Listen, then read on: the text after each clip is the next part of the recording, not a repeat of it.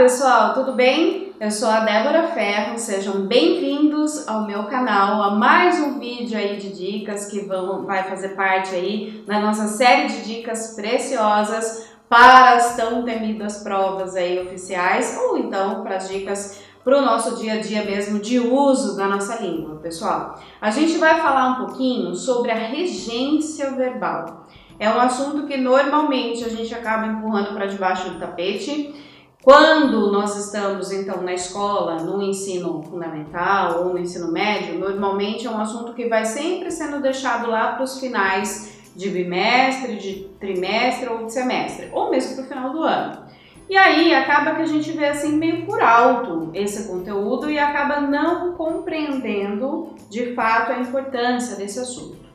Então, olha só, se você está pensando na correção da redação, toda e qualquer proposta de redação avalia dos candidatos uma questão importantíssima, que é uma das competências, que é justamente o uso da nossa língua, né? Então, o quanto nós adequamos o nosso texto em relação à gramática normativa da nossa língua portuguesa. E nesse quesito, então, entra também a questão da regência. Então, a gente tem ali nessa competência o quê?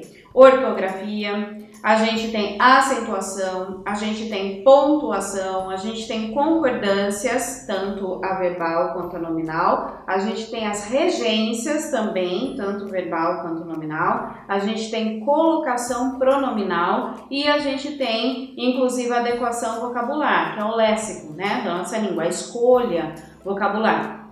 Então, pensando nisso, é comum, então, que os alunos falem assim, Dé, mas eu não entendo muito. Por exemplo, eu recebi lá o espelho de correção da minha redação do Enem, por exemplo. E na competência 1, que é justamente a competência que avalia essa adequação do uso da nossa língua, eu tive uma pontuação muito reduzida.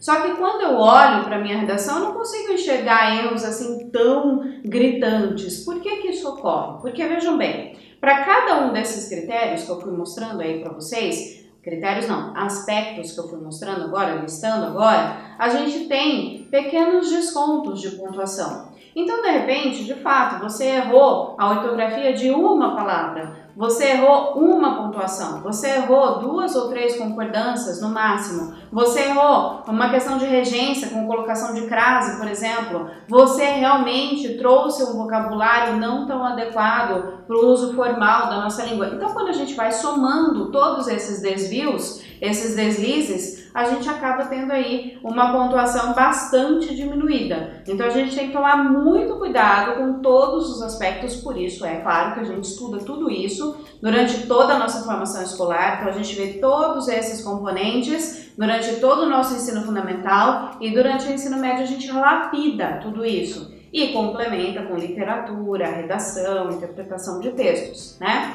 E agora, neste momento de vestibular ou pré-vestibular, a gente consolida todas essas informações, ou se você está prestando algum concurso público, ou se você simplesmente visa melhorar, então, essa questão da sua escrita ou da sua fala. Não tem problema, tá? Então, o que a gente tem que pensar? Por que esse é um assunto que gera um certo constrangimento até?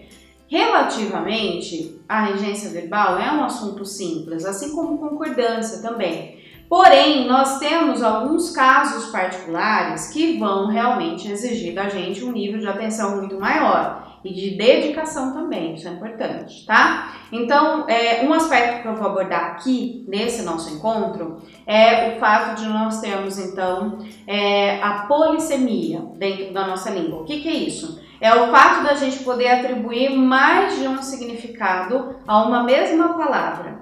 E aí nós temos alguns verbos especiais dentro dessa questão da polissemia que, em relação à regência verbal, vão exigir da gente essa atenção. Por quê? Porque dependendo do significado atribuído a eles, nós temos uma alteração na transitividade desses verbos, na sua predicação, e por consequência a gente tem alteração justamente de regência. Por quê? Porque dependendo da transitividade desse verbo, ele pode reger a preposição ou não, ok? Então, muita atenção com esse aspecto, porque a gente pode realmente ser pego de surpresa justamente nessas ocasiões. Inclusive, pensando em questões de segunda fase dos vestibulares, que sejam dissertativas, a gente pode ser convidado a explicar o porquê, de repente, da gente ter a presença ou não de uma determinada preposição em algum momento ali, em alguma ocasião, tá? Então, eu vou chamar a atenção de vocês para o verbo assistir. Nós temos 3 significados comuns atribuídos ao verbo assistir e um significado que não é tão comum assim, aliás, é bem incomum, vamos dizer, né? E para cada uma dessas 4 possibilidades, a gente vai ter então alteração de transitividade desse verbo e, em consequência, uma alteração inclusive de regência também, tá? Então vamos para a possibilidade número 1, vamos lá. É a possibilidade, inclusive, com a qual nós estamos mais acostumados. Assistir com o sentido de sermos espectadores de alguma coisa, de nós presenciarmos alguma coisa. Nesse sentido, este verbo é transitivo indireto. O que significa isso mesmo? Ele vai exigir como complemento o objeto indireto. Só que aí, o que acontece? É comum que nós digamos assim, eu assisti um filme, e ótimo, todo mundo entendeu. O problema é que lá, atendendo a gramática normativa da nossa língua, então, o que acontece? Assistir nesse sentido de sermos espectadores é transitivo indireto. Ele rege a preposição a, inclusive. Então, o correto é, eu assisti ao filme. Isso que é adequado, segundo a gramática normativa. No seu dia a dia, numa condição de informalidade, ok, a gente fala assistir o filme porque todo mundo vai entender. Agora, o problema é quando eu trago isso para uma questão de formalidade, seja na escrita ou de maneira oral, não importa, ok? Então, assistir no sentido de sermos espectadores de alguma coisa é verbo transitivo indireto e ele rege a preposição a, ok? Guarda aí, anota essa informação importante. Segundo significado possível que a gente pode atribuir ao verbo assistir é de dar ajuda, prestar auxílio. Neste caso, o que vai acontecer? O verbo vai ser transitivo direto, ou seja, ele não vai reger preposição alguma. A complementação dele é o objeto direto. Então, por exemplo, se nós dizermos assim, o médico assistiu o paciente, é exatamente assim que deve estar escrito ou que deve ser dito. Essa informação que deve ser dita, né, ou escrita, essa informação. Por quê? Assistir no sentido de dar ajuda, prestar auxílio, é transitivo direto. Anota aí essa segunda dica importante também.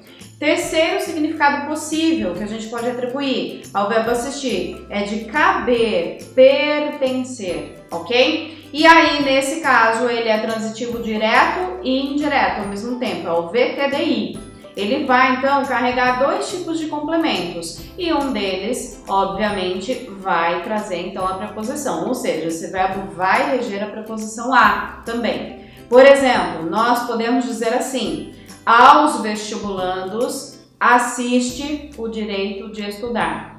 Aos vestibulandos assiste o direito de estudar. O direito de estudar é o objeto direto do verbo assistir e aos estudantes é o objeto indireto do verbo assistir. Tudo bem? Introduzido pela preposição a. Anota aí essa terceira dica importante. E por último, o último significado que não é tão comum assim é o verbo assistir com o sentido de morar.